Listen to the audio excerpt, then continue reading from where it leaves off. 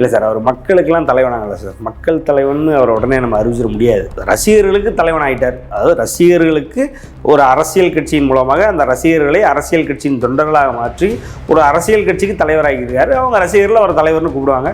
தலைவர் விஜய் அப்படி இப்படின்னு ட்ரெண்ட்லாம் பண்ணிட்டு இருப்பாங்க. ரஜினிகாந்த் அவர்கள் அரசியலுக்கு வரும்பொழுது ஒரு எனக்கு தெரிய Chinese news, Japanese news, French news, UK, யூஎஸ்லாம் வந்து அங்கே உள்ள லீடிங் நியூஸ் பேப்பர்கள், அங்கே உள்ள leading TV channels breaking news cover பண்ணாங்க சார். நேற்று விஜய் அவருடைய அரசியல் வரை யார் கவர் பண்ணா? ஒரு 4 சேனல் நின்னவங்க எல்லாரும் வந்து விஜயை ஒரு ஃபோர்ஸாக பயன்படுத்திட்டாங்க. இப்போ அந்தந்த ஊரில் இப்போ ஒரு விஜய் ரசிகர் மன்றம் இருக்கும், ஒரு விஜய் மக்கள் இயக்கம் இருக்கும். அவங்க இவங்களுக்கு வந்து வழிகாட்டி அவங்க வந்து இவங்களை ஜெயிக்க வைக்கிறாங்க. புரிதல் நல்லா புரிஞ்சுக்கோங்க. 2021 நடந்தது என்னன்னா இதுதான். இப்போ நீங்க இருக்கிறீங்க அப்படின்னா இல்லை முடிச்சிடறேன் ஒரு விஜய்க்கு கிடைச்ச வரவேற்பு இல்லது அப்படின்னு சார். அந்த உண்மையை நான் பதிவு பண்றேன். இதை நீங்க கற்பனாவும் போடுங்க, தயவு செஞ்சு கற்பனாவும் போடுங்க. ஏன்னா விஜய் மக்கள் இயக்கம், விஜய் இதுவரைக்கும் நீங்கள் இந்த அரசியல், அதாவது இந்த இடத்துல நீங்கள் நில்லுங்க, நான் உங்களுக்கு வந்து ஆதரவு கொடுக்குறேன், நான் உங்களை பற்றி பேசுகிறேன்னு ஒரு இடத்துல ஒரு பேசினதும் இல்லை, அப்படி ஒன்று நடந்ததும் இல்லை. அவங்க அஃபிஷியல் லெட்டர் பேட்லேருந்து அப்படி ஒரு நியூஸ் வந்ததில்லை. விஜய் கிளைம் பண்ணார்ல, சொல்கிறீங்களா தான், அதுதான் விஜய்கிட்ட கிரெடிபிலிட்டி இஷ்யூ இருக்குது சார். நீங்கள் அவரை நம்பி போய் எதுவுமே பண்ண முடியாது. அந்த மாதிரியான ஆளை தான் தமிழ்நாட்டு மக்கள் எதிர்பார்த்துட்டு இருக்காங்க. நீங்கள் சொல்கிறீங்களா? நீங்கள் தமிழ்நாட்டு மக்கள் அவ்வளவு மலிந்துட்டாங்கன்னு சொல்கிறீங்களா? நீங்கள் அதுக்கு 100 பேர் இருக்காங்க சார் ஊருக்குள்ள அந்த மாதிரி அரசியல்வாதி காலங்காலமாக இருக்காங்களே. ரஜினியை எதிர்பார்த்தால் மக்கள் அறிவாளிகள், விஜயை எதிர்பார்த்தால் ஒரு மலிந்தவர்கள்னு சொல்கிறது எந்த வகையில் நியாயம்?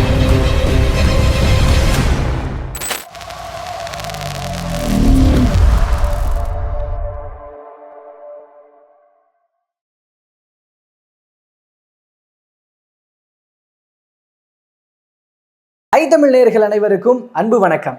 இன்றைய சிறப்பு நேர்காணலில் நம்மோடு இணைந்திருக்கிறார் சினிமா விமர்சகர், ரஜினி அவர்களுடைய தீவிர ரசிகர் திரு சத்யன் ராமசாமி அவர்கள். அவரிடம் தற்போதைய விஜய் அவர்களுடைய அரசியல் பிரவேசம் குறித்து பேசலாம். வணக்கம் சார். வணக்கம். நல்லா இருக்கீங்களா? நல்லா இருக்கு. சொன்னது போல் இப்போ விஜய் அவர்கள் வந்து முன்னாடிலாம் பேசியிருந்தோம், முதல்ல ஒரு கட்சி ஆரம்பிக்கட்டும் சார்னு சொல்லிட்டு இருந்தோம். இப்போ ஆரம்பிச்சிட்டாரு. அதுக்கான பெயர்கள்லாம் தமிழக வெற்றி கழகம்னு பெயர்லாம் வச்சாச்சு. ஸோ ஃபர்தராக கொள்கைகள் இதெல்லாமே அறிவிக்கப்பட போகிறது நாடாளுமன்ற தேர்தலுக்கு அப்புறம். ஸோ இந்த சுச்சுவேஷனில் இந்த ஸ்டெப்பை எப்படி பார்க்குறீங்க?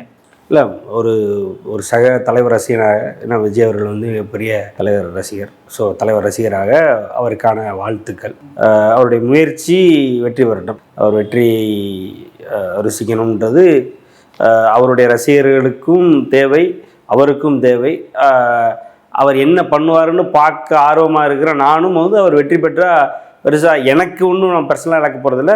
அந்த வெற்றி அவர் எப்படி பெற போகிறாருன்ற அந்த ப்ராசஸை பார்க்கணுன்றது எனக்கும் ஆசையாக தான் இருக்குது. அந்த வகையில் எப்படின்னா சார், இது இந்த அவர் நான் பல இடத்துல சொல்லியிருக்கேன், உங்கள்கிட்டயுமே நான் கொஞ்சம் சொல்லியிருப்பேன். அவர் வந்து அரசியலுக்காகவே படைக்கப்பட்டவர்னு நான் சொல்லியிருப்பேன். ஸோ அவர் அரசியலுக்கு வந்தே ஆகணுன்றது கிட்டத்தட்ட அவர் பிறந்த அன்னைக்கே அவங்க அப்பா அவர் தலையில் எழுதிட்டார். ஸோ அவர் அப்பா வந்து அவரை வந்து கிட்டத்தட்ட வளர்க்கும் பொழுதே வந்து அவரை வந்து ஒரு மிகப்பெரிய சினிமா ஸ்டாராகவும் ஆக்கணும், ஒரு அரசியல்வாதியாகவும் ஆக்கணுன்ற ஒரு எண்ணத்தோடையே தான் அவங்க அப்பா அவர் வளர்த்து கொண்டு வந்தார். இன்னும் சொல்லப்போனால் ஒரு படி மேலே போய் 3-4 வருஷத்துக்கு முன்னாடி அவர் கட்சியே பதிய போனார். கட்சி பதிய போய் காலையில் பதிஞ்சு அது ஈவினிங்கே வந்து அந்த கட்சியை வந்து இல்லாமல் ஆக்கினாங்க.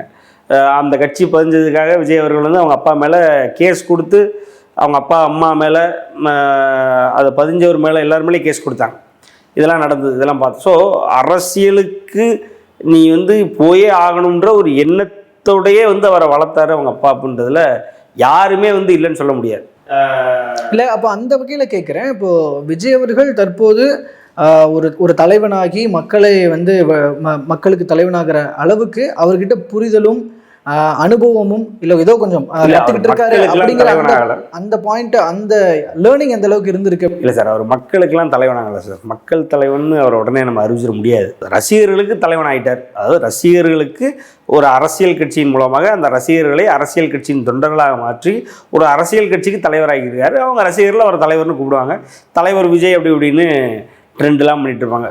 பொதுவாக ஒரு மனிதரை தலைவர்னு அழைக்கிறதெல்லாம் வந்து அதெல்லாம் அந்த ரஜினிகாந்துக்குன்னே உரித்தானது. ஏன்னா பிரதமரே ரஜினிகாந்தை வந்து தலைவர்னு அழைச்சதெல்லாம் நம்ம பார்த்துருக்கோம். இதெல்லாம் உலகத்தில் எந்த நடிகருக்கும் எங்கும் நடக்காத ஒரு விஷயம். ரஜினிகாந்த் பொதுவாக வந்து மக்கள் வந்து அரசியல் கட்சியும் இல்லாமல் தனக்காக தலைவனையும் ஆக்காம தலைவர்ன்ற சினிமா தளத்தில் ரஜினிகாந்த் அவர்கள் தலைவர் நினைச்சிருக்கிறாங்க. பிரதமருக்கும் சினிமாவுக்கு என்ன சம்பந்தம் சரிங்களா? தலைவா அப்படின்னு சொல்லி எத்தனையோ நாட்டு மக்கள் வந்து ரஜினிகாந்தை கூப்பிடுறாங்க. அந்த பேரே அவருக்கு தானே சார் உரியது. நீங்க அரசியல் களத்துல இப்போ இவர் வந்துட்டாரு, ஸோ இவர் ஒரு தலைவராக ஏற்றுக்கொள்ளும் ஒரு கூட்டம் இருக்கிறது, அவங்க வந்து தலைவர்னு அழைக்கிறதுல என்ன இருக்கு? அது எல்லாரையும் அப்படிதானே சார். மன்சூர் அலிகான் கட்சி ஆரம்பிச்சிருக்காரு. மன்சூர் அலிகானுடைய தொண்டர்களும் அவரை தலைவர்னு அழைப்பாங்க. விஷால் அவர்கள் கட்சி இருக்குன்னா அதான் சொல்லியிருந்தாங்களே, டிஆர் கட்சி வச்சிருந்தாரு, பாக்யராஜ் கட்சி வச்சிருந்தாரு, எத்தனையோ பேர் கட்சி வைக்கலையா, அவங்க எல்லாரையும் அவருடைய தொண்டர்கள் தலைவர்னு அழைப்பாங்க. இவரையும் தலைவர்னு அழைக்கிறது நம்ம ஒரு ஆட்சியமையும் சொல்றது இல்லை. மக்கள் தலைவர் அப்படின்னு சொல்றீங்க பார்த்தீங்களா, அந்த இடத்துல தான். அதாவது அரசியல் கட்சியும் இல்லாமல் ஒருவரை தலைவர் என்று அழைப்பாங்க அப்படின்னா அது வந்து மக்கள் வந்து ரஜினிகாந்த் அவர்களை தான் அழைக்கிறாங்க, இன்னும் அழைக்க போகிறாங்க. இவர் வந்து அவருடைய அரசியல் கட்சி தொண்டர்களுக்கு தலைவராக ஆயிட்டாரு. அது வந்து அதான் வாழ்த்துக்கள் தான் சார். அவர் மக்களுக்கு தலைவராகக்கூடிய, மக்கள் அவரை ஏற்றுக்கக்கூடிய அளவுக்கு அவர் வந்துட்டாங்களா, வந்துடுவாரா இல்லை அப்படின்னா அது ரொம்ப பெரிய கேள்வி சார். ரொம்ப பெரிய கணிசமான அளவுக்கு ஒரு மாற்றத்தை மக்கள் எதிர்பார்க்கிறாங்கன்றது இங்கே அரசியல் களத்தில் இருக்கிற கருத்துக்களாக இருக்குங்க சார். அந்த வகையில் பார்க்கும் பொழுது இப்போ திமுக, அதிமுக இதெல்லாம் புதுசாக யாராவது வருவாங்களா அப்படிங்கிற ஒரு எதிர்பார்ப்பு இருக்கும்போது இங்க விஜய்க்கான ஒரு வரவேற்பும் மக்கள் மத்தியில் கணிசமா இருக்கிறத உணர முடியுது. இல்ல சார், நீங்க விஜய்க்கான ஒரு, அதாவது அவர் நான் நேற்று கூட சொல்லியிருந்தது தான், அவருடைய படங்களுக்கு ஓப்பனிங்கிறது பெருசாக இருக்காது சார். நீங்கள் அவருடைய படம் அவர் ரசிக்கிறதுக்கு ஒரு கூட்டம் இருக்கும் வழியா எதிர்பார்த்து போய் ரசிக்கிற அளவுக்குலாம் கடைசி ஒரு இன்னும் ஒரு 4 படம் இருக்குமா, ஓடாத படத்தை ரசிக்க வைக்கக்கூடிய சக்தி வந்து அவருக்கு இந்த கடைசி 3 படங்களாக தான் வந்திருக்கு. நீங்கள் உண்மையை நம்ம பேச போகிறோம், உடச்சி பேசுவோம் அப்படின்னா ரஜினிகாந்த் அவர்களும் சரி, ஒரு அஜித் அவர்களும் சரி வந்து தன்னுடைய ஓடாத படத்தை கூட, நல்லாவே இல்லாத படத்தை கூட கூட்டமாக மக்களை போய் பார்க்க வச்சுருவாங்க. ஓப்பனிங் கொடுப்பாங்க, அவ்வளோ பெரிய எதிர்பார்ப்பும். அதாவது படம் ஹிட்டு படத்துக்கு எப்படி ஒரு ஆக்ரோஷம், ஒரு ஆரவாரம், ஒரு கட் அவுட்டு, ஒரு பேனர்கள் எப்படி வந்து ஒரு தேட்டரில் இருக்குமோ, மக்கள் மத்தியில் ஒரு எப்படி ஒரு பேச்சு பரவுமோ, அதை விட அதுக்கு ஈக்குவலாக கிட்டத்தட்ட அவருடைய ஓடாத படத்துக்கு பண்ணிடுவாங்க. விஜய் அவர்களுக்கு அதனால் பண்ண முடியாது. ஃப்ளாப்னா ஃப்ளாப்பு. அவர் அதாவது இவனுக்கு இதை தவிர வேறு எதுவுமே பண்ண தெரியாதா அப்படின்ற அளவுக்கு மக்கள் பேசுவாங்க. அவருடைய எல்லா படங்களும் எடுத்துக்கோங்க, ஃப்ளாப் படங்கள், சுறாவா இருக்கட்டும், தலைவா இருக்கட்டும், வரிசையாக எல்லா படங்களும் அப்படிதான். இந்த பைரவா சொல்லிடுறேன், முடிச்சிடுறேன். இல்லை, சினிமாவோட வாயிலா அவங்க சொல்ல வர கருத்துக்களை அவங்க அரசியலுக்கு வரும்போது நீங்க கம்பேர் பண்றது ஓகே, சரின்னு சொல்லலாம். படம் ஃப்ளாப் ஆகுறது இதெல்லாம் தூக்கி இந்த இடத்துல ஏன் கம்பேர் பண்ண? அரசியல் பயணத்தில் மக்களினுடைய எதிர்பார்ப்பு என்னவா இருந்தாலும் இந்த நடிகரை, இந்த மனிதனை நம்ம பார்க்க போகணும்னு போகிறது இருக்கு இல்லையா, அது விஜய்க்கு இருந்ததே இல்லைல்ல. அதுதானே சார் உங்களுடைய கிரேஸு, நீங்கள் உருவாக்கி வச்சுருக்க உங்களுடைய படைன்றது என்ன? நீங்கள் எப்படி இருக்கட்டும் படம் நான் போய் பார்க்கணும், அதை விஜய் அவர்கள் வந்து கொஞ்சம் உருவாக்குனார்னா இந்த 2-3 படங்களை வச்சு தான். அது போக அவர் இன்னும் அவருடைய கரியர் வந்து சினிமாவிலே வந்து ஒரு அரைகடலில் தாண்டலாம் வேணாம். அதாவது ஒரு இப்போ தான் வந்து ஆரம்பிச்சிருக்கோம் அப்படிம்பா எனக்கு தெரிய. ஏன்னா எத்தனையோ வருஷங்கள் படம் நடிச்சிருக்காரு. அவருக்கான வெற்றி படங்கள், அவருக்கான லைம் லைட்லாம் அவருக்கு எப்போ சார் வந்து? உங்களுடைய தலைவரான ரஜினி அவர்களே அவர் ரொம்ப ஒரு குறிப்பிடத்தக்க வகையில் வளர்ந்துட்டாருன்னு சொல்ற அவரு இப்பதான் ஆரம்பிச்சாரு அப்படின்னு சொல்றது எப்படிங்க சார்? ரஜினிகாந்த் பிரதீப் ரங்கநாதன் வளர்ந்துட்டாருன்னு சொல்லுவார் சார். ரஜினிகாந்தினுடைய மனது இந்த நாட்டில் எவனுக்குமே வராதுன்றதுனால தானே மக்கள் அவருடைய அரசியலை எதிர்பார்த்தாங்க. இங்கே விஜய் அவர்களுக்கு மக்கள் எதிர்பார்க்கல. ரஜினிகாந்த் அரசியல் கட்சியை அறிவிக்கும் பொழுது இருந்த வைபவம் அதில் பாதிக்கு வந்து அவரோட பெருந்தன்மை அப்படின்னு வச்சாலும் இங்க மக்களுக்கு தெரியும்ல ஒவ்வொருத்தரோட அனுபவம் என்னன்னு. பிரதீப் ரங்கநாதனையும் நீங்க விஜயோட அனுபவத்தையும் கம்பேர் பண்றீங்க. மக்களுக்கு தெரியலன்றதான் நான் சொல்றேன். மக்களுக்கு ஏன் தெரியலன்னு சொல்றேன்னா, இப்போ ரஜினிகாந்த் அவர்கள் அரசியலுக்கு வரும்பொழுது ஒரு எனக்கு தெரிய Chinese news, Japanese news, French news, UK, US-லாம் வந்து அங்க உள்ள லீடிங் நியூஸ் பேப்பர்கள், அங்க உள்ள leading TV channels breaking news cover பண்ணாங்க சார். நேற்று விஜய் அவருடைய அரசியல் வரி யார் கவர் பண்ணா? ஒரு 4 சேனல், நம்மள மாதிரி ஒரு 4 யூடியூப் சேனல், அவ்வளவுதான் இருக்கும். அவங்க ஃபேன்ஸ் தான் சார் மாறி மாறி அதை கொண்டாடிட்டு இருக்காங்க. இது யாரு வந்தாலுமே கொண்டாடுவாங்க. இது புதுசு இல்லை. எத்தனையோ நடிகர்கள் இதுக்கு முன்னாடி அரசியல் SSR ஆரம்பிச்சு எத்தனையோ நடிகர்கள் அரசியல் கட்சி வந்திருக்கு சார். அதுல எல்லாரும் கொண்டாடுறது தான். அதுல இவரும் வந்து ஒரு விதிவிலக்கு இல்ல. ஹிஸ்டரி மீடியாஸ்ல டிபேட் வைக்கிற அளவுக்குலாம் பேசிட்டு இருக்காங்க சார். நீங்க அதை பார்த்துருப்பீங்கன்னு நம்புறேன் சார். அதாவது நேற்று கண்டென்ட்டில் நேற்று ஈவினிங் ஒரு 4, அதை நான் கரெக்டாக சொன்னல சார், ஒரு 4 டிவி சேனல்ன்றேன். அந்த 4 டிவி சேனல் தவிர நீங்கள் எதில் டிபேட் நடந்தது சொல்லுங்கள். நான் காட்டுறேன் உங்களுக்கு ஹிந்தியில் டிபேட் நடந்தது காட்டுவோம். ரஜினிகாந்த் அவர்கள் கட்சி ஆரம்பிக்கும் பொழுது இப்போ நீங்கள் சொல்கிறதெல்லாம் பார்த்தா இப்போ அரசியலுக்குள்ள விஜய்க்கு எந்த ஒரு பிரபல்யமும் இல்லை, ஒன்றும் பெருசாக வரப்போகிறது இல்லை அப்படின்ற ஒரு விஷயத்தை நீங்கள் பதிவு பண்ணுறதா தான் இது குறிக்கிறத நான் உணர்ந்துக்கிறேன். ஆனால் அதற்கு ஒரு வலுவான பதிலடியாக அவங்க உள்ளாட்சி தேர்தலில் அந்த ஒரு குறிப்பிடத்தக்க வெற்றிகளை அவங்க பதிவு பண்ணியிருக்கு. அவங்க இயக்கமாக பண்ணலை சார், நல்லா புரிஞ்சுக்கோங்க சார். மறுபடியும் அது வந்து ஒரு மழுங்கடிக்கப்பட்ட ஒரு அது உண்மையே இல்லை சார். அது வந்து உருவாக்கப்பட்ட ஒரு விஜய் மக்கள் இயக்கம்னு விஜயோட படம் போட்ட கொடியை வச்சுதான் இல்லை விஜய் மக்கள் இயக்கத்தின் இல்லை சார், விஜய் மக்கள் இயக்கத்தின் சார்பாக நின்று அவங்க யாரும் ஜெயிக்கல. விஜய் மக்கள் இயக்கம் இதுவரைக்கும் எந்த அரசியலும் நிற்கல. அவங்க எல்லாரும் வந்து விஜய் படங்களை பயன்படுத்த சொன்னாங்க. 2021 பயன்படுத்த சொன்னாங்க. அதாவது லோக்கல் பாடி எலெக்ஷன், அர்பன் இருக்கு இல்லையா, ரூரல் இருக்கு இல்லையா, ரூரல் அர்பன் ரெண்டுலையுமே நின்னாங்க. ரைட்டுங்களா? 2ல் நிற்கும் பொழுது அதாவது 2020 ஒரு எலெக்ஷன் நடந்தது, அதில் ஒன்றுமே நடக்கலை. ரைட்டுங்களா? சரி, 2019 நடந்தது, அதில் ஒன்றுமே பண்ணலை. 2021 நடக்கும் பொழுது இவருடைய படங்களை பயன்படுத்தினார். அவங்களுமே யாருமே வந்து பெருவாரியாக இவரோட படங்களெல்லாம் பயன்படுத்தலை. எல்லாரும் அவங்க அந்தந்த ஊரில் எல்லாம் ஜெயிச்சதுக்கப்புறம் ஒரு 51 பேரை கூப்பிட்டு வச்சு இவர் ஃபோட்டோ எடுத்தார். அவங்க எல்லாரும் வந்து விஜய்க்கு ஆதரவு. ஏன்னா அவங்களுக்குலாம் எந்த கட்சி பின்புலும் கிடையாது. எல்லாருமே அன்னபோஸ்ட் அந்த அன்னபோஸ்ட்ன்றதோட அந்தந்த இடத்துல தனியாக சுயேட்சையாக நின்னவங்க எல்லாரும் வந்து விஜயை ஒரு ஃபோர்ஸாக பயன்படுத்திட்டாங்க. இப்போ அந்தந்த ஊரில் இப்போ ஒரு விஜய் ரசிகர் மன்றம் இருக்கும், ஒரு விஜய் மக்கள் இயக்கம் இருக்கும். அவங்க இவங்களுக்கு வந்து வழிகாட்டி அவங்க வந்து இவங்களை ஜெயிக்க வைக்கிறாங்க. புரியுதல்? நல்லா புரிஞ்சுக்கோங்க. அந்த நடந்தது 2021 நடந்தது என்னன்னா இதுதான். இப்போ நீங்க இருக்கிறீங்க அப்படின்னா இல்ல முடிச்சிடறேன் ஒரு விஜய்க்கு கிடைச்ச வரவேற்பு இல்லது அப்படின்னு சார் தெளிவா சொல்றேன். இப்போ கோபி அவர்கள் இருக்காருன்னா கோபி அவர்கள் வந்து இந்த தெருவில் இந்த வார்டில் நிற்க போறாரு அப்படின்னா கோபிக்கு விஜய் ரசிகர் மன்றம் சார்பாக ஆதரவு கொடுக்குறேன், விஜய் மக்கள் இயக்கம் சார்பாக அந்த ஊரில் வர்றேன், நீங்கள் போகிற இடம் பூரா நான் போகிறேன், என் கையில் நான் விஜய் ஃபோட்டோ வச்சுக்கிறேன், நீங்கள் வைக்கணும்னு அவசியம் இல்லை, வைக்கனாலும் வச்சுக்கலாம், நான் வச்சுக்கிறேன், உங்களுக்கு தேவையான செலவெல்லாம் நான் பார்க்குறேன். இப்போது விஜய் மக்கள் இயக்கத்தில் நான் இருக்கேன், விஜய் ஒரு வார்டுக்கு என்ன ஒரு 50,000 நான் செலவு பண்ண மாட்டேன்னா, ஆளுக்கு கை காசு 2,000 3,000 போட்டு நான் செலவு பண்ணிட மாட்டேன்னா, அப்போ நான் உங்கள் செலவு பூரா ஏற்றுக்கிறேன். உங்களை ஒரு மாதிரி ஊருக்குலாம் தள்ளி உங்களுக்கான பெருமைகள்லாம் ஊருக்குள்ளே பேசி அதே நேரத்தில் நாங்களும் கூட இருக்கணும்னு ஒரு கூட்டமாக உங்களை காட்டுறோம். நீங்கள் ஜெயிக்கிறீங்க, உங்களை கூப்பிட்டு வந்து விஜய் ஃபோட்டோ எடுத்துக்கிறாரு, அவ்வளவுதான்.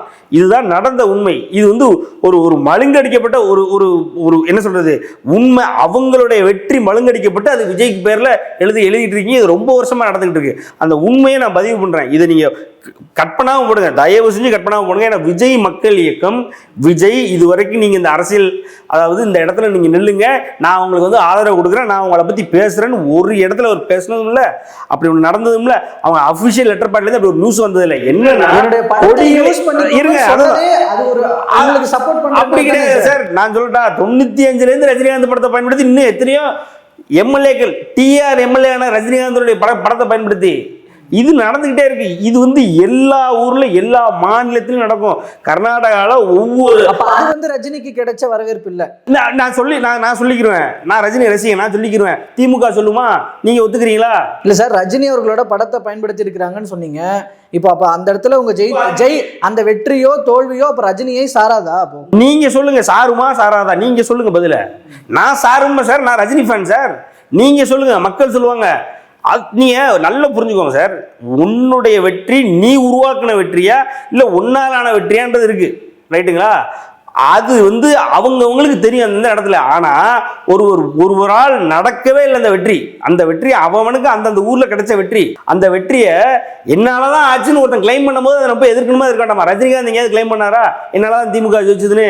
அதுதான் ரஜினிகாந்த். விஜய் கிளைம் பண்ணார்ல, சொல்கிறீங்களா? அதுதான் விஜய்கிட்ட கிரெடிபிலிட்டி இஷ்யூ இருக்குது சார். நீங்கள் அவரை நம்பி போய் எதுவுமே பண்ண முடியாது. நான் அவருடைய வரலாறு சொல்லவா? ஒரு தேர்ந்த அரசியல்வாதி பண்ற செயல்பாடுன்னு கூட எடுத்துக்கலாமா? ஏன்னா நீங்க தான் சொன்னீங்க அரசியலுக்காகவே பிறந்தவர் ரஜினி, அவங்க அப்பா அப்பவே எழுதிட்டாரு, லைக் அதெல்லாம் சொன்னீங்க இல்லையா? ஸோ அப்படிப்பட்டவர் அப்படி நடந்துக்கிறதுல என்ன இருக்கு?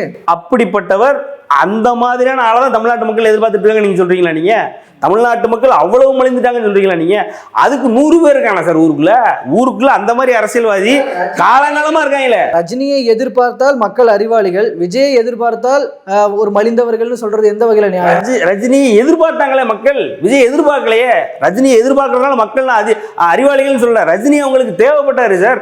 ரஜினி அவங்க ஆர்ப்பரிச்சாங்க, ரஜினி வருகையை கொண்டாடினாங்க, விஜயை கொண்டாடலையே. நான் விஜயை கொண்டாடுறதுனால அவங்க மோசமானவங்க, ரஜினியை கொண்டாடினால அவங்க நல்லவங்க சொல்ல வரல. மக்களுடைய எண்ணத்திலிருந்து நான் மக்களை இப்படிதான் மக்கள் இருந்தாங்க நான் அவங்களுக்கு பிரதிபலிச்சு காட்டுறேன் சார், வேற ஒண்ணுமே நான் சொல்லலை. நீங்க இப்போதைய சூழல்ல அவரோட லெட்டர்ல அவர் சொல்லியிருக்கிற விஷயங்கள்லாம் பார்க்கும்போது பார்த்தீங்கன்னா ஊழல், சாதி, மத பேதமற்ற அரசியல் அப்படிங்கிற அந்த ஒரு கொள்கை விஷயத்தை ஃபாலோ பண்ண போறாரு அப்படிங்கிறதும், அண்ட் பிறப்பால் அனைவரும் சமம் அப்படிங்கிற அந்த சமத்துவ கொள்கை பற்று உடைய அரசியலை மக்கள் எதிர்பார்க்குறாங்க. ஸோ அப்படிப்பட்ட அரசியலை கொடுக்க போகிறோம் அப்படிங்கிற அந்த ஒரு விஷயத்தையும் முன் வச்சு அவரோட அரசியல் பயணத்தை தொடங்க போகிறாருன்றது அந்த அவருடைய லெட்டர் மூலமாக நம்ம புரிஞ்சுக்க வேற ஒரு விஷயமா இருக்குது. இப்போ நீங்கள் சொன்னீங்களே சார், நான் ஒன்று படிக்கவா? அதாவது வரப்போகிற சட்டமன்ற தேர்தலில் மக்களுடைய பேராதரவுடன் வெற்றி பெற்று தமிழகத்தில் நேர்மையான, நாணயமான, வெளிப்படையான, ஊழலற்ற, ஜாதி மதசார்பற்ற ஆன்மீக அரசியல் உருவாக்குவது நிச்சயம்னு ஒருத்தர் சொன்னார். இதுக்கும் அந்த லெட்டருக்கு நீங்கள் படித்த லெட்டருக்கு வித்தியாசம் சொல்லுங்க பார்ப்போம். ஜாதி ஒன்றும் இல்லை, ஜாதி அரசியல் இல்லையா சார்? ஆன்மீக அரசியல் அது அவரால் தான் சார் பண்ண முடியும், இவரால் பண்ண முடியாது. இல்லை, இவர் தான் ஜோசப் விஜய்ன்றது தூக்கி விஜய்னு போட்டுருக்காரு. ஆன்மீக அரசியல் தேவையான ஒரு கேள்வி இருக்கு இல்லைங்களா? அது முடிஞ்சு போச்சு இல்லை சார், முடிஞ்சு போனது இன்னும் நீங்கள் தேவைன்னு உருவாக்குறீங்க பார்த்தீங்களா? அங்கே தானே சார் ரஜினிகாந்த் அவரோட வெற்றி இருக்கு. ஆன்மீக அரசியல் தமிழ்நாட்டில் இல்ல, அதுதான் சொல்றேன். நீங்க எப்படினாலும் அவரை பத்தி பேசிட்டே தான் இருக்கணும். அவர் ஒண்ணுமே இல்லைன்றாலும் நீங்க பேசிட்டு தான் இருக்கணும். அதுதான் அவரு. அதை தான் அந்த 40-50 வருஷமா மக்களை எதிர்பார்க்க வச்சுக்கிட்டு இருக்காருன்னு சொல்றேன் பார்த்தீங்களா? அவர் பேச வச்சுக்கிட்டே இருப்பாரு. அதுதான் ரஜினிகாந்த் அவர். விஜய் அவர் அப்படி இல்லை, குட்டிகரணம் போடணும் பாருங்க, எவ்வளவு கஷ்டப்பட வேண்டியிருக்கு. அவருடைய இடத்துக்கு வர்றதுக்கு நான் அரசு, அதாவது சினிமாவே விட்டுட்டு வரேன்றாரு. 2017 தீபாவளிக்கு நியாயமா ஒரு கேள்வி கேட்கிறேன். இப்போ நான் சினிமாவில் நடிச்சுக்கிட்டே நான் அரசியல்ல ஈடுபட போறேன்னு சொல்லியிருந்தா என்ன சொல்லியிருப்பீங்க?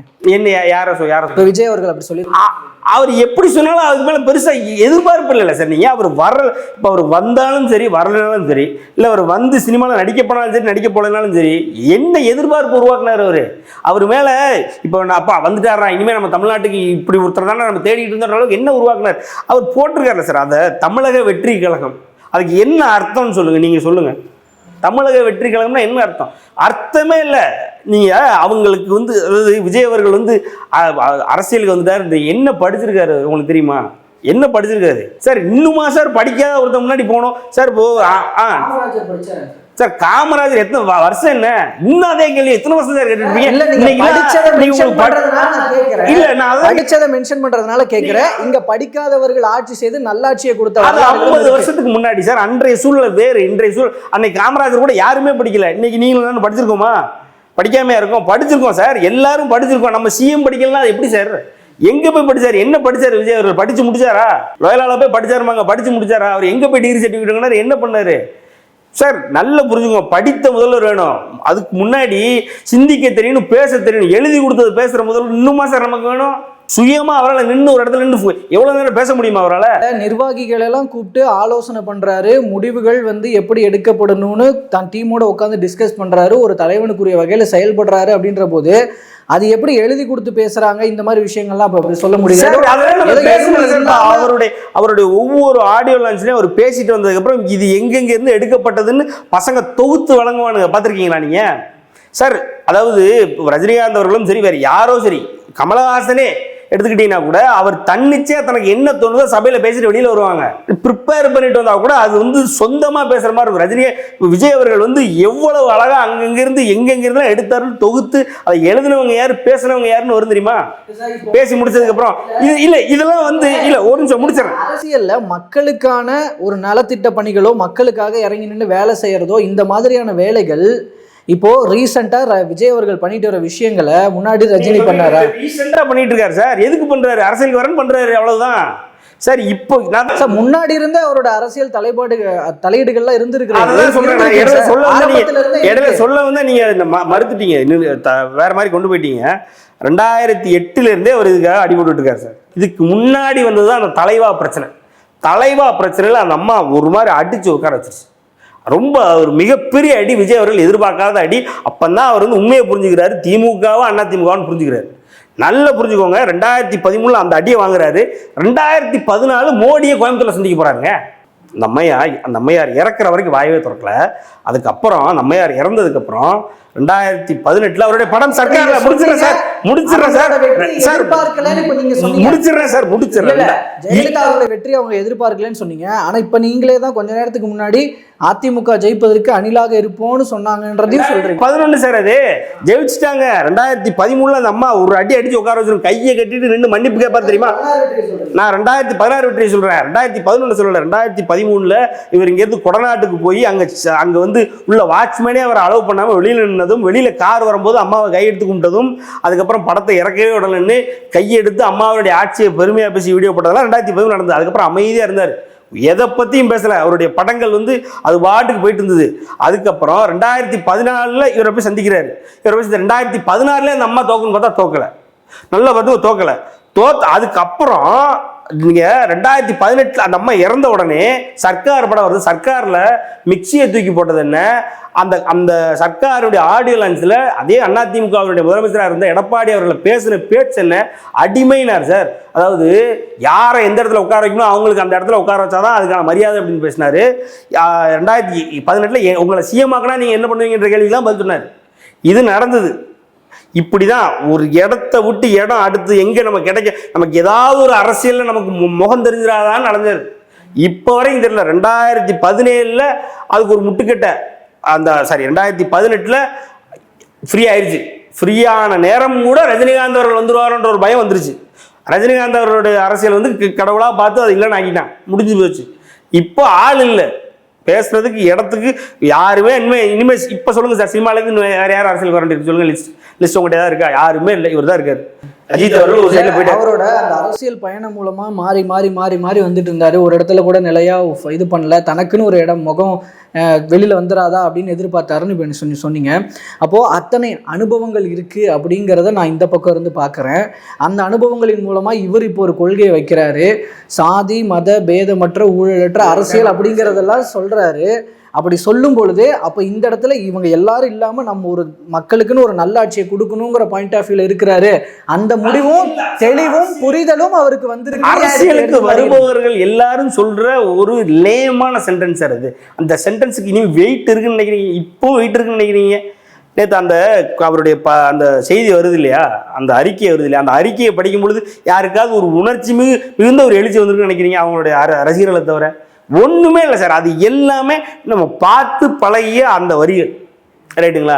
புதுமையே இல்லை. அதுல என்ன இருக்கு புதுமை? யாருக்கும் தெரியாது. ரஜினிகாந்த் அவர்கள் ஆன்மீக அரசியல் யாருக்கும் தெரியாது சொன்னார்ல சார். அப்போ விஜய் அவர்களோட கொள்கைகள்ல என்ன புதுமை இருக்கும்னு எதிர்பார்க்குறீங்க? என்ன கொள்கைனே தெரியாதுல்ல அவர்கிட்ட. என்ன கொள்கை இருக்குன்னா அதான் போன வாரம் உங்களை சொன்னேன். ரஜினிகாந்த் அவர்கள்ட்ட அரசியல் கட்சி அறிவிப்பு வந்த பொழுது என்ன கொள்கைன்னு கேட்டீங்க. அவர் கொள்கைக்கு இப்பவே கேட்கறாங்கன்னு தலை சுத்துன்னு சொல்லும்போது அதை ட்ரோல் பண்ணிட்டு அலைஞ்சிங்கல்ல. விஜய்கிட்ட என்ன கொள்கைன்னு கேட்டிருக்கீங்களா? எலெக்ஷனுக்கு அப்புறம் சொல்லிட்டோம்னு சொல்லிட்டாங்க. என்ன சார் சொன்னாங்க? எங்க சொன்னாங்க? இப்ப எலெக்ஷனுக்கு அப்புறம் இப்போ வந்து கட்சிக்கான பெயர் அறிவிக்கப்பட்டுருச்சு. சோ ஃபர்தர் டீடைல்ஸ் எல்லாமே அது வரைக்கும். அப்ப ரஜினிகாந்த் வெயிட் பண்ணல. அவர் கட்சி தானே ஆரம்பிக்கிறார். அதுக்கு முன்னாடி போய் கேட்டீங்களா அவர்கிட்ட? ரஜினிகாந்த் வெயிட் பண்ணல, விஜய் போய் ஒன்றும் இல்லை சார். நான் என்ன சொல்றேன்னா 2008 வில்லு படம் வரும். இருங்க ஒரு கேப்பபிலிட்டி இருக்குன்னு இல்லைங்க சார். கேள்விகளை எதிர்கொள்வது, விமர்சனங்களை எதிர்கொள்வது அப்படிங்கிற ஒரு கேப்பபிலிட்டி இருக்குன்னு ஒரு அரசியல்வாதிக்கு இருக்கணும் சார். விஜய் இல்ல 2008 இதே மாதிரி தான் வில்லு படத்துக்கு இருக்கே போற. நீங்க சொல்வது போல பார்த்தா ரஜினி அவர்களுக்கு தானே தலையை சுத்துதுன்னு ரஜினி தானே சொன்னார் சார். ரஜினி தான் சார் எல்லா இடத்துலயும் போய் பேசியிருக்காரு சார். அவர் பேசாத ஒரு இடம் சொல்லுங்க. விஜய் கடைசி என்னைக்கு கொடுத்தாரு நீங்க சொல்லுங்க சார். எத்தனை அவருடைய அரசியல் எத்தனை எவ்வளோ விஷயங்கள் பண்றாரு. நீங்க தான் தமிழ்நாட்டு மக்கள் ஆளக்கூடிய எல்லா தகுதியும் அவருக்கு இருக்குன்றீங்களே. உங்களை மாதிரியான பத்திரிகையாளர் என்னைக்கு சந்திச்சாரு அவர்? 2000 இருங்க முடிச்சிடுறேன் பேசுவோம். 2008 வில்லு படத்துல படம் ஃபெயிலியர். அந்த படம் ஃபெயிலியருக்கு இப்படிதான் பத்திரிகையாளர் சந்திப்பில் உட்கார்ந்தாரு. அப்போ பிரபுதேவா அவரும் பக்கத்தில் வச்சு பத்திரிகையாளர்களை ஒருமையில திட்டிட்டு கத்திட்டு அந்த இடத்த விட்டு வெளில போனார். இன்னைக்கு வரைக்கும் பத்திரிகையாளர்களை சந்திக்கவே இல்லை. பத்திரிகையாளர்களை சந்திக்காம எப்படி சார் அரசியல் பண்ண முடியும்? இல்லை, அதுக்கு தான் இப்போ நான் அந்த பாயிண்ட் தான் வைக்கிறேன். இப்போ 2 வருஷம் இப்போ இருக்கிற படத்தை கொடுத்த கமிட்மெண்ட்டை முடிச்சுட்டு அதுக்கப்புறம் சினிமாவிலேருந்து ஓய்வு, அரசியலில் தான் ஃபுல் கான்சன்ட்ரேட் பண்ண போகிறோம் அப்படிங்கிறதெல்லாம் தகவல்களாக இருக்குது. அப்போது இதுக்கப்புறம் அந்த மாதிரியான செயல்பாடுகள் அப்படி இருக்கும் அப்படிங்கிறத எதிர்பார்க்கலாம். ஏன்னா இந்த அளவுக்கு இறங்குறவர் அந்த லெவலுக்கு இறங்குவாருன்னு எதிர்பார்க்குறாங்க. தனக்கு கீழே எதிர்பார்க்குறாங்க மக்கள் எதிர்பார்க்குற மாதிரி சொல்லாங்க. ஆமாம், மக்கள் எதிர்பார்க்குறாங்க. எங்கே சார் எதிர்பார்க்குறாங்க? நேற்று இல்லை நானும் பார்த்தேன் நேற்று ஒரு வயசான ஒரு பொம்பளை இருப்பாங்க. அவங்களுக்கு ஒரு 60 வயசு இருக்கும். விஜய்னா நல்லா ஆடுவார் பாடுவார் அவர் தானே அப்படின்றாங்க. அவ்வளவுதான் விஜய். விஜய்க்கு நீங்க அதிகபட்சமா கொடுக்கக்கூடிய அடையாளமே அவர் ஆடுவார், அவ்வளவுதான். ஒரு கவனிக்கப்படும் இளம் தலைவராக அவர் பார்க்கல சார். என்ன இளம் தலைவர்ன்றீங்க? அவருடைய ரசிகர்களுக்கு தலைவராக மாறிவிட்டார் தான் நம்ம பேட்டியே ஆரம்பிச்சோம். அது ஆயிட்டாரு சார். மக்களுக்கு தலைவராகிறதுக்குலாம் எவ்வளவு பெரிய நீண்ட நடிக அரசியல் பயணம் தேவை தெரியுமா? இவர் பண்ணது பூரா அரசியல் ஏதாவது ஒரு இடம் கிடைச்சிடாதுன்னு இந்த எலி பூந்த மாதிரி பூந்து பூந்து பூந்து பூந்து அடி வாங்கிட்டு வெளில வந்தது சார். இது வேற, அது வேற, நல்லா புரிஞ்சுக்கோங்க. ஓகே, அப்போ நம்ம இந்த பகுதியில் நான் நிறைவாக கேட்கணும்னு நினைக்கிறது, விஜய் அவர்களுடைய அரசியல் எதிர்காலம் எப்படி இருக்கும்னு நினைக்கிறீங்க? இதோட சொல்லி முடிக்கலாம் சார். விஜய் அவர்கள் வந்து அரசியலுக்கு ஜெயிக்கிறது ஜெயிக்காததெல்லாம் அவர் கையில் இருக்குது சார். நாங்கள் என்ன சொல்கிறோன்னா, நீங்கள் படிக்கலை, ஃபஸ்ட்டு நீங்கள் படித்தவரா, உங்களுக்கு ஒரு ஒரு ஒரு பறந்துபட்ட ஒரு அரசியல் அறிவு இருக்கணும். ரெண்டாவது, மக்கள் சார்ந்த மக்கள் தொடர்பு கொண்ட எத்தனை விஷயங்கள் நீங்கள் செஞ்சுருக்கீங்க இது வரைக்கும்? மக்களாக வாழ்ந்துருக்கீங்களா? கஷ்டப்பட்டிருக்கீங்களா? குறைந்தபட்சம் இப்போது ஒரு ரஜினிகாந்த் அரசியலை மக்கள் ஏன் எதிர்பார்த்தாங்கன்னா, கஷ்டப்பட்டு முன்னேறி மேலே வந்தவர். இவர் அப்பாவின் மூலமாக தான் வந்திருக்காரு. அது போக அரசியலும் சரி சினிமாவிலும் சரி யாரோ ஒருத்தரை சார்ந்து தான் பயணிச்சிருக்காரு. ரஜினிகாந்த்னு காமிச்சு தான் ரஜினிகாந்த் ரசிகர்கள்லாம் ஒரு படத்தை பார்க்க வச்சு அப்படி ஒரு கூட்டத்தை சேர்த்தவர் தான் விஜய். சினிமாவில் அரசியலில் யாரு கூடயாவது பயணிச்சிட மாட்டோமான்னு நடந்தார், அவ்வளவுதான் விஜய். இதெல்லாம் விட்டுட்டு தன்னிச்சையாக நீங்கள் மக்கள் பிரச்சனைகள், எத்தனை பிரச்சனைகள் நீங்கள் இது வரைக்கும் போராட்டினீங்க? மக்களுக்காக எங்கே குரல் கொடுத்துறீங்க? எந்த மக்கள் பிரச்சனையை பற்றி நீங்கள் பேசுகிறீங்க? ஒரு மக்கள் பிரச்சனையில் யாராவது ஒரு மக்களை எதிர்த்து ஏதோ ஒரு பிரச்சனை பண்ணீங்க வச்சிங்க, யாராவது அவன் மேலே ஒரு கேஸ் கொடுத்துருக்கீங்களா? இல்லை அவனுக்காக மக்களுக்காக ஒரு பிரச்சனை கூட போயிருந்துருக்கீங்களா? ஒரு இடத்துல எல்லாமே இந்த அரசியலை நோக்கி சின்ன சின்ன விஷயங்கள். இந்த அனிதாவை போய் பார்த்தது, முகமூடியை போட்டு பார்க்கறது வைக்கிறது, கூடவே ஆனந்தவேடன் ரிப்போர்ட்டர், அந்த ரிப்போர்ட்டர்னு கூப்பிட்டு போகிற இந்த சித்து வேலைகள்லாம் மக்களுக்கு அப்பட்டமாக தெரியும் சார். ரஜினி வெளிப்படையா பண்ணிருக்காரு சார். தூத்துக்குடி போய் பண்ணார்ல, வெளிப்படையா நீங்க பண்ணுங்க சார். நீங்க வெளிப்படையா பண்றது தயங்குறீங்களே, பயப்படுறீங்களே. மூஞ்சில முகமுடியை போட்டுட்டு போற ஒருவரை சார் உங்களை கூப்பிட்டு வர என்ன பப்ளிசிட்டி? விஜய்னு போனா பப்ளிசிட்டி வரதான் சரிங்க. இது ஒரு அடிப்படை அறிவு இல்லையா? இன்னைக்கு ஒண்ணும் இல்லை சார். நீங்க போனா இவர் தானே சார், இவர் ஐத்தமிழ்ல பேட்டிட்டு பாரு, அவர் தானே இவருன்னு உங்களை கேட்க மாட்டாங்களா? அதுக்கு நீங்க மூஞ்சில துணி கட்டிட்டே ஊருக்குள்ள போறீங்க. அந்த ஒரு தைரியம் கூட இல்லைன்னா உங்களை என்னன்னு நான் கேட்க மாட்டேன்னா? அதுதானே கேட்குறேன். நீங்கள் ஒரு செலிபிரிட்டி ஆகிட்டீங்க. இன்றைக்கி நீங்கள் மக்களுக்கு நடுவில் போகிறதுக்கு பயந்து போய் மூஞ்சில் துணி கட்டிட்டு போனீங்கன்னா சரி, அதை விடுங்க. அது பப்ளிசிட்டி வேண்டாம்னு நினைக்கிறீங்க. உங்களை இந்த என்ன இன்கம் டேக்ஸுக்கு தூக்கிட்டு வந்தாங்களே, எங்கேருந்து அந்த நிலக்கரி நெய்வேலியிலேருந்து தூக்கி நான் காரில் அப்போ மூஞ்ச முன்னீங்களா? அது எதுக்கு? அதுவும் பப்ளிசிட்டிக்கா? அது காருக்குள்ளே கீழே இருந்து மூஞ்ச மூடிட்டு உட்காந்துருந்தீங்களா? அது எதுக்கு? பயம் சார். மக்களை சந்திக்கிறது பயம். ரசிகர்களுக்கு மத்தியில் ஓடுன ஒரு நடிகரை சொல்லுங்க சார். நீங்க ஒரு நடிகரை சொல்லுங்க. விஜய் விழுப்புரம் ரன்னு ஒரு ஆப்பே இருந்தது தெரியுமா? ஒரு கேமே வந்தது தெரியுமா? எதுக்கு வந்தது? ரசிகர்களுக்கு மத்தியில் ஏன் ஓடுறீங்க நீங்க? இப்பவுமே ரசிகர்களுக்கு மத்தியில் பம்மி தானே போறீங்க.